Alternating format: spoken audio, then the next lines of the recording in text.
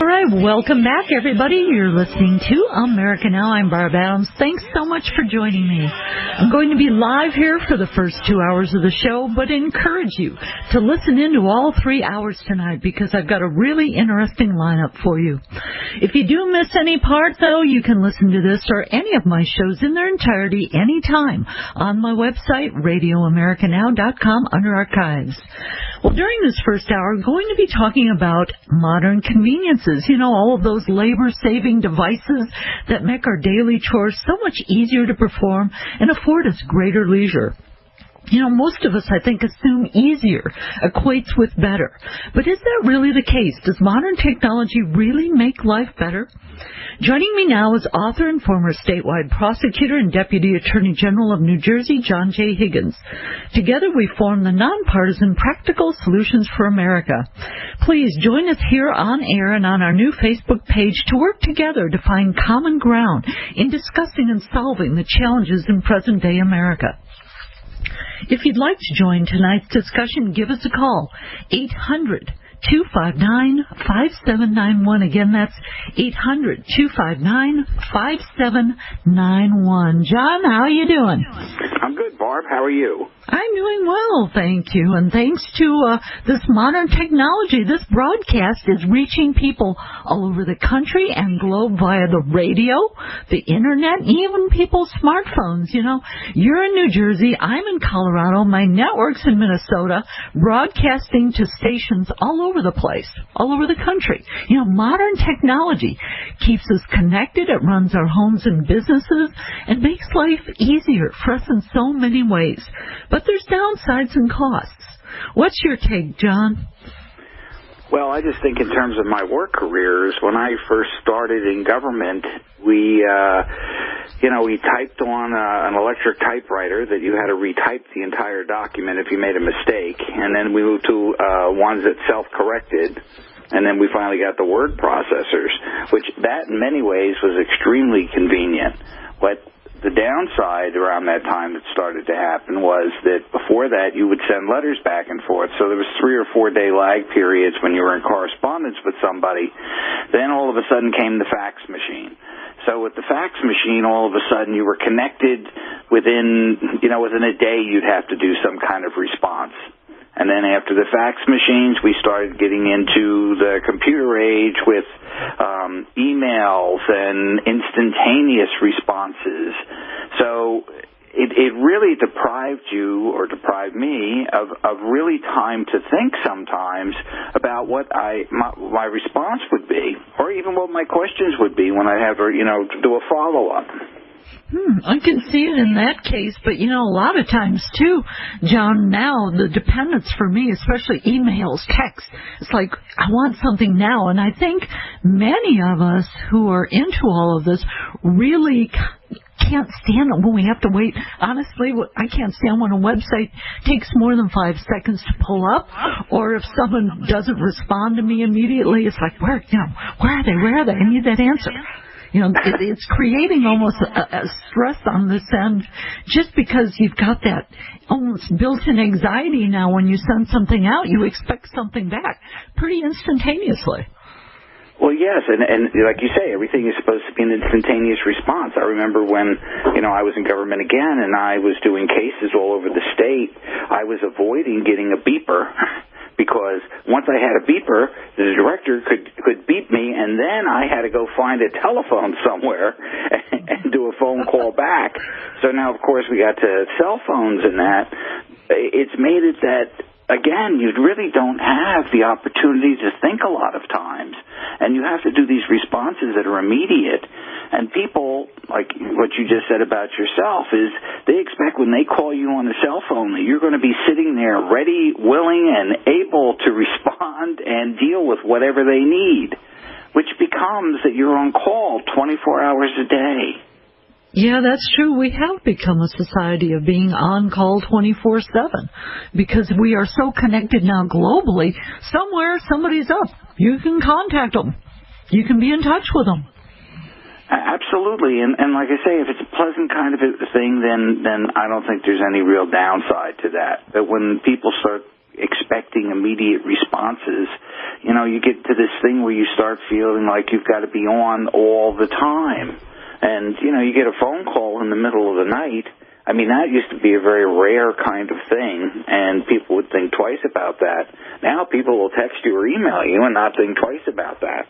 Yeah, I have to admit, sometimes when I forget to quiet the phone when I go to bed, there goes the email or a text or something, and in the little alerts and beeps and blurbs and all of that go off, and it's like, whoop, I got to jump up, I got to wake, you know, got to be awake. What is it? I can't resist. Might be important. And I know that I annoy a lot of people because I have a tendency, you know, I go to certain kinds of meetings or I'm in court or those kinds of things, and you have to turn the phone off or turn it to silent. And I don't necessarily remember to switch it back. So I can end up with 10 or 15 phone calls that went through, and I never heard it, nor did I respond. So, you know, I get people mad at me. I hear you, too, because I do the same thing. I'm sitting here, my smartphone sitting right here, and it's on, but it's on silent. And 3 hours of the show, I'm not thinking about it. I go, you know, back up in the house and, oops, forget to turn it on. You're right. And then tomorrow, you know, everybody's trying to get a hold of me, and it's like, what the heck? You know, was your phone off? What's the problem? And you're right. You know, we all expect everybody to be kind of there waiting. Constantly. Yeah, absolutely. Now, you know, the other part of the convenience, though, today is that if you want to go shopping at 3 o'clock in the morning, Amazon is always sitting there ready, willing, and able, you know, for you to spend money. And you can order whatever you want. You know, when I was growing up, I mean, you had to wait for the store to open. Who the heck was as a kid, I'd save up money for a toy. I was like, oh, my God, you know.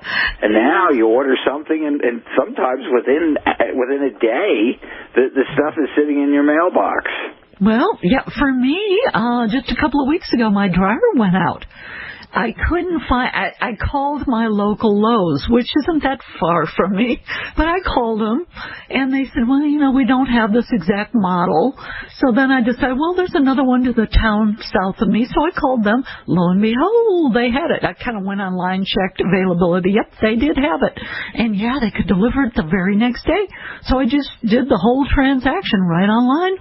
Never had to leave the house, got my new dryer, and the new dryer is, you know, all the new appliances programmable with the smartphone. It even sings a little song when it turns on and turns off. I mean, all the little unnecessary things you really don't need. In fact, it's kind of annoying. Yeah, well, I'm kind of bad because the last time I bought, you know, most appliances, although I did get a washer and dryer in the interim from 20 years ago, when I was shopping for stuff, I wanted to make sure that it wasn't like digitally electronic because I had a sense that if it broke, I couldn't fix it. If it had a mechanical kind of switch, I can reach in there or, you know, I can jury rig it if I have to. But I guess today, none of that stuff exists any longer. Yeah, gone are those days. You know, my last pair didn't even last but 10 years, and when the washer went originally, got that out, and the repairman said, well, I give the dryer about 6 months. It's all built-in obsolescence, and I'll be darned if he wasn't totally correct because it was just under 6 months, and there went the dryer. So it's like, you know, that's another big inconvenience of a lot of these modern conveniences of ours. They build in the obsolescence. Let's talk about that on the other side here. When America Now returns, stay with us. All right, everybody, welcome back. John Higgins joins me, and we are talking about the inconvenience of modern conveniences. And Tanya, right before the break, was mentioning about the obsolescence rate. And boy, it just seems like, you know, it used to be a joke, but honestly, I truly believe it's real.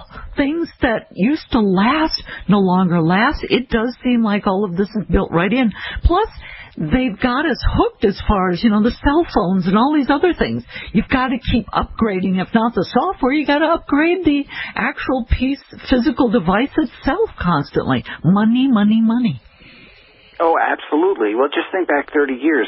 Who would have thought of even having a computer in your house? That wasn't even part of the mix. And then as, the computers wound up in the house, every year or 2 years, I think the most I could keep a computer was about 3 years. And then it was like you said, built-in obsolescence. And it wasn't just the hardware, the way the software operated, it couldn't keep up with it. And I think in some ways it's a little bit better today. I think the computers can still function, not like they could back in those days.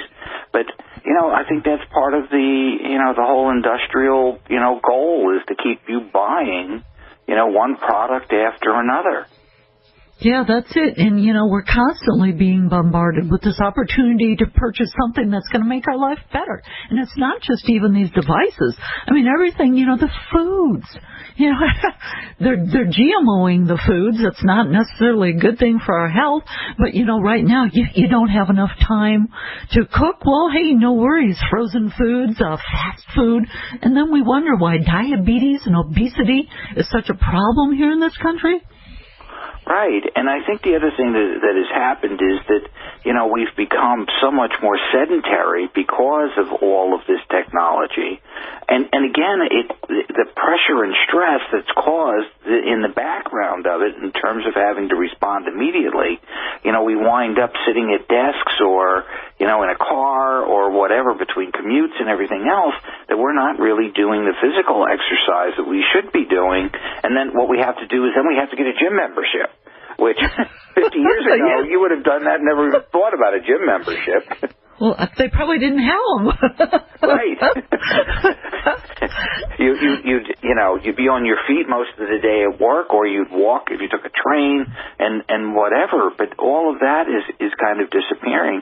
And Lord knows what's going to happen in the next 10 or 15 years. I mean, are you really going to even go into work? Or are you going to work from home where they, put on a video monitor or whatever, and you can sit there and do the work right from your house? Sort of like I do, huh? Yeah. I do it all from my house, yeah. For me in my office, it wouldn't matter whether I was really home doing it or in the office. The court appearances were another, that was a requirement where you really needed to show up. The judge wanted to see you face to face. But, even with some of that, there'd be telephone conferences and those kinds of things where we were doing bail motions when somebody was arrested. They cut out the whole, the danger and the necessity of moving a defendant from the county jail into the courtroom in front of the judge to set bail and all that. It was all by video when I was leaving. Wow, yeah. Well, look at what, we're doing at the university level. So many college courses are now online, and many of the major universities, in fact, most of them now, are going strictly almost online. Right. And in some ways, I think that's really a good thing, because if you really want to, if you really want to study something, I think that it gives you an advantage of being able to, do that from something that's convenient. And then you can also get some of these schools, you can take free courses, so there is that benefit. I think the downside of it, of course, is that you don't have the interaction with other students in a lot of levels. That particularly if you're going to law or something else where you've got to be able to speak, you get robbed of that experience. Well, yeah, communication. Leadership, management. These are skills people need to learn. I don't think you can learn them online. You need that interaction between people. You need to be able to read body language. That's a huge part of it. No, it's very true, and I think that, it's becoming more and more of a lost art. We really, remember, I'm on the East Coast, so, in Colorado, when they ask you how you're doing, they want an answer. Here, if we say, how are you doing, it's like, how you doing? And we walk right past you. You friendly folk. We wouldn't know what to do with you. In other words, don't come there visiting, because I might get shot. Smiling and waving and saying hello to people. Yes, we're friendly in the West here. We're generally not smiling or waving. There's the Jersey cheer or the... I don't think I want to know. The Jersey peace sign, I guess. Uh-oh. Okay. Well, that would be something to be missed. You know, I guess you could do it over the phones, though. Now, I mean, that's it. You know, I could experience it online. I could experience it, you know, through Skype. All of these different things. I have a friend who, you know, that I Skype with fairly frequently over in the Netherlands, and you know, around the world. We can connect. We can be face to face. You know, this is, in some ways, this is really, really cool. There's so many wondrous things about all of the modern technology, except, as we keep kind of pointing out the bottom lines, another one of the costs is you spend a lot of time sitting around doing this stuff. I have to admit, I get hooked. I get online. I've got 1,000 emails to go through. Well, there goes quite a while. Oh, absolutely. Or you start researching something and you go down 50 paths, and you know, you started looking at apples, and for some reason, you know, you're looking at a jet plane. Yeah. You know, I mean, you don't know where it's going to go. Although I do think that it adds to our knowledge base. It's almost like if you're doing it more for pleasure, it's like a real benefit. But when it becomes a requirement, I think it's really a major stressor. Yeah. And for me, a lot of times I write articles for other journals and things like that. So you're right, when I'm researching, it can be endless sometimes because I tend to be, you know, particular about it. I want to really do a thorough job. But you can get lost, keep Googling and Googling and Googling. And then there's all those little sidebars because your cookies are picking up things you might be interested in and throwing all these wonderful little pictures at you constantly. And it's like, oh my gosh, look at that one. Well, I'm going to go off on that tangent. And there goes who knows how much time. And the other problem with the information overload is that, as we've discussed before, some of the information is not reliable and some of it is downright treacherous. So then you've got to double check to make sure that what you're using in your research is really accurate and, you know, pertinent to what you're really talking about. Yeah, exactly. There's so many things, too. You know, you really have to wonder about all this. And as well, you know, and we're going to be heading out to a break here. Let's talk a little bit about this when we come back. You know, where our priorities have gone. Because instead of, you know, the family and saving and doing things together, you know, we're connecting with celebrities and buying more electronics to keep up with what we're being fed out there. All right, America Now continues after the break. All right, everybody, welcome back. You're listening to America Now. John Higgins and I are talking modern technology today, and thanks to modern technology, I can air this from Venus even. So it works. And, you know, John, that's what's so cool. You know, really, we're all connected, and there's such an advantage to that, because if something happens that we all need to know, instantly, we can all know that. But then there's that other side of it. As I mentioned before the break when we went out before, you know, the priorities are kind of gone. Instead of, you know, focusing on family and saving and kind of simplicity of life, you know, we're now concentrating on whatever the media throws in front of us. You know, Kim Kardashian's butter, whatever. You know, and you got to get the latest electronics to keep up with all this kind of stuff. Well, I also think that on some level we're becoming stimulus junkies. In terms of, I know for myself, if I'm sitting in any environment and I'm not getting enough stimulation, you know, there's not enough, you know, of an interesting topic going on, or there's nobody, you know, that I really want to be talking to there. My inclination is to take out the phone and then start fiddling, looking at emails or doing something on the internet, or I certainly haven't gotten to that stage yet, but I know there's these things called apps that have games and all sorts of other entertainment, you know, features to them that, you know, people can sit there and never really be bored or be with themselves. And I don't know over the long term, particularly for young people, whether that's really a good thing at all. I'm sorry, John, were you talking? I'm sitting here with my iPhone playing solitaire. Yes, I like my apps. Yeah, you're right. You know, and what used to be toys and luxuries, well, just not that long ago, you know, I can remember when my mom, you know, with the dishwashers and, you know, certain things like that, you know, fancier versions and all of that. It was like, oh my gosh, you know, it seemed like it was a big luxury. Well, now those are all necessities. Our cell phones, dishwashers, refrigerators, washers, dryers, you know, smart TVs, air conditioners, all of this, internet, Netflix, all of these are now considered necessities. And we keep putting more and more money out there for all of this stuff. And then we wonder why we're not able to save money, because the average American is spending a lot of money on this stuff. Oh, it probably becomes what used to be a mortgage payment when you finally put it all together between the cost of, I mean, I think you have a landline like I have a landline, then I have a cell phone. So I've got two I double up in the phone lines. I have DirecTV, I've got Netflix, I've got Amazon Prime. I don't have enough time in the day to see everything that's available to me. And honestly, in my house, most of the time, those appliances are off. There's no TV on, there's no stereo, when I have all this stuff that I could be playing the entire time, because at some point I need to think. Oh, but you know what else is running in background? A lot of these things are all running in background. But then there's those little alerts, you know, the security and medical alert things that are going. And I'll let you share. You told me a funny story a little while back here about those. A couple of weeks ago, all of a sudden it's 3 o'clock in the morning, and the cell phones are going off with this alert that's sounding like, you know, it's a nuclear attack coming, because it's the same attack or the same warning you would hear.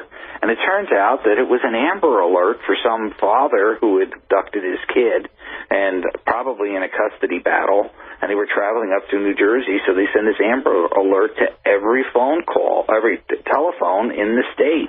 So we're all waking up at 3 o'clock in the morning to see what this vehicle is with a license plate number. And I'm like, well, what do you want us to do about this? And I know the thing I said to you that was funny was that, you know, we also have silver alerts here, which means that when a senior citizen is lost or missing or grandma got run over from a reindeer, we're getting those kind of alerts, although they haven't come through on the cell phone. I think that might have been more of an anomaly than anything else. But if you analyze it even further, in New Jersey, it is illegal for you to be texting in your car. So for those people who the message really would be more applicable to, who are driving down the road, now they have their cell phone going off with one of these strange warnings, and certainly would cause somebody to be looking at their cell phone, which legally is really texting. And so we have the state, you know, sending out texts to these people driving in their cars, breaking the law. All in the best interests of society, though, John. I mean, somebody's lost. Somebody, you know, and I can see, I really think the Amber Alert's a great thing. And even the Silver Alerts, you know, with, as you say, you know, these are probably good things. But again, sometimes the timing of these, and you have to wonder, like, something somewhere has just happened. And it's all this noise pollution. You know, we get enough of it as is, as you were talking about before. We're constantly being bombarded every possible way, and then we add all of these other things in, alerts and all of this, and you yourself become kind of on alert at a certain point, and especially during springtime now, we're coming into that, certain parts of the country, great to have the weather alerts, but honestly, during severe storm season, the phone's going off 24/7 just about sometimes. It's like, you know, is it me? Is it for me? Right, and then what happens is that it's like the boy who cried wolf.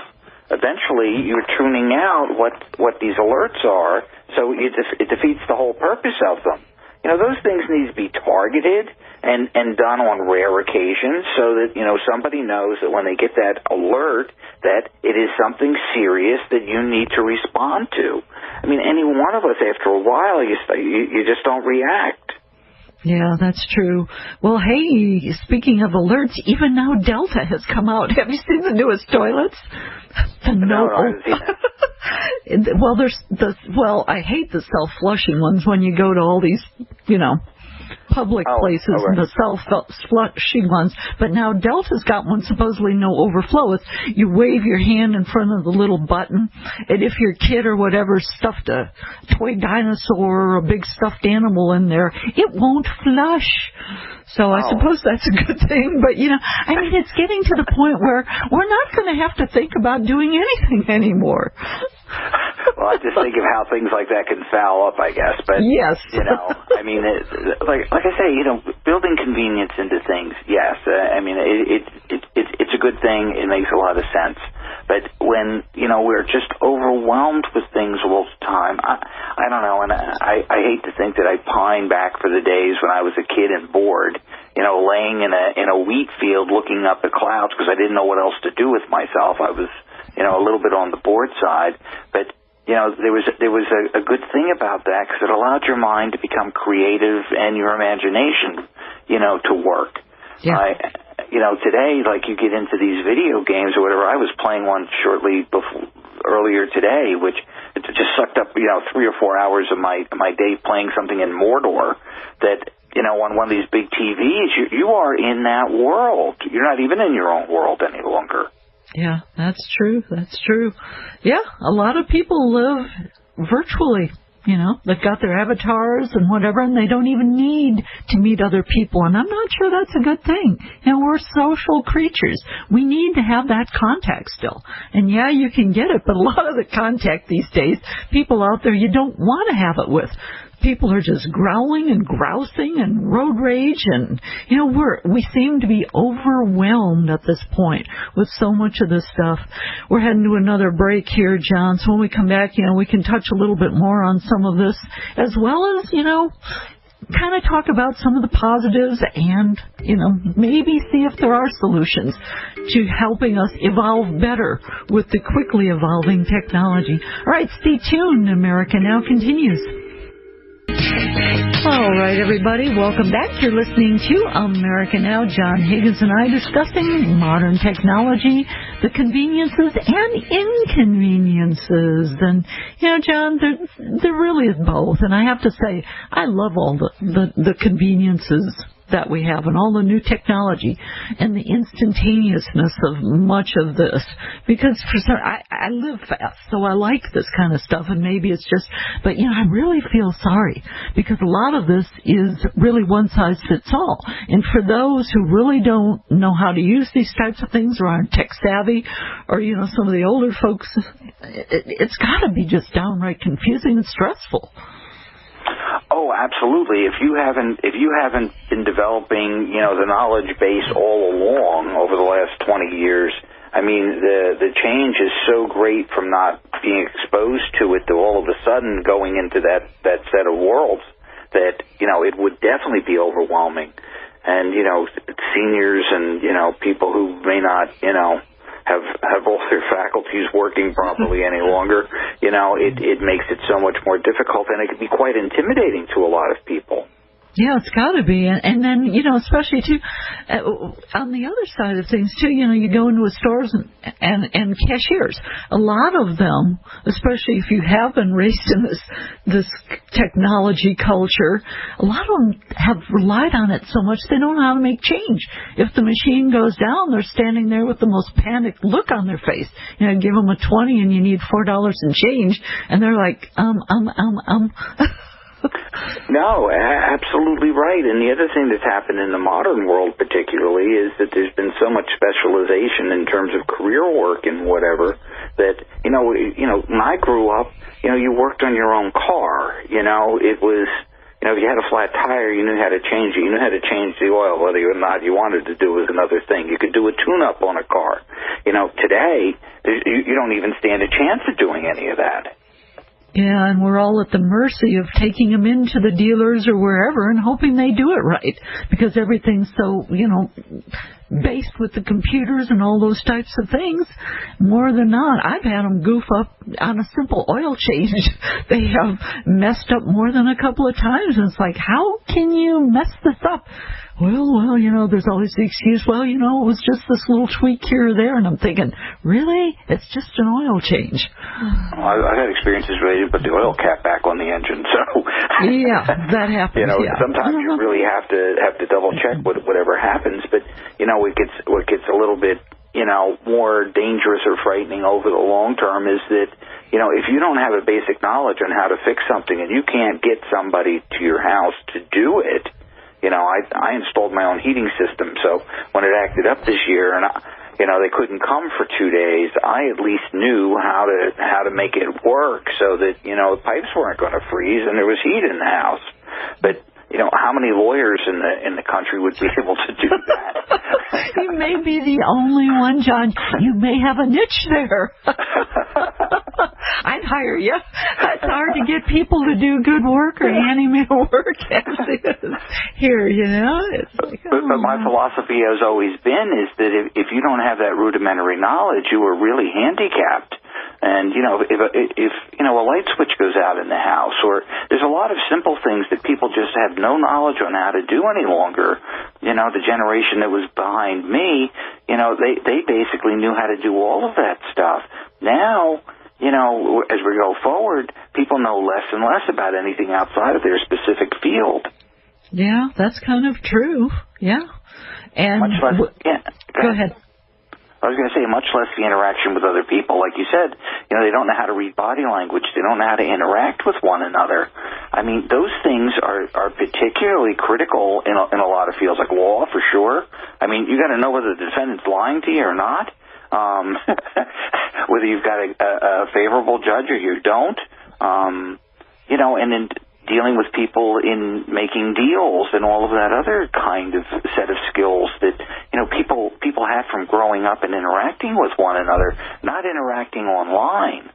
Yeah, and what's even scarier is, and this gets into the surveillance. I mean, Big Brother is constantly watching. We've got CCTV everywhere, which can help if it's in the case of, an abduction or something like that. It might have been captured on film, but 99.9% of the time, we're all being watched.